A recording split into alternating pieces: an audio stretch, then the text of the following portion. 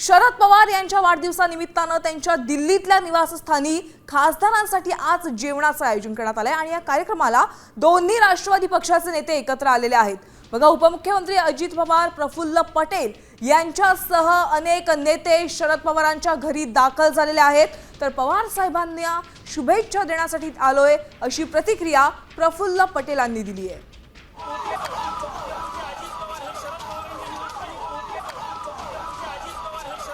ही वेळ नाही की असे राजकीय प्रश्न विचारण्याची।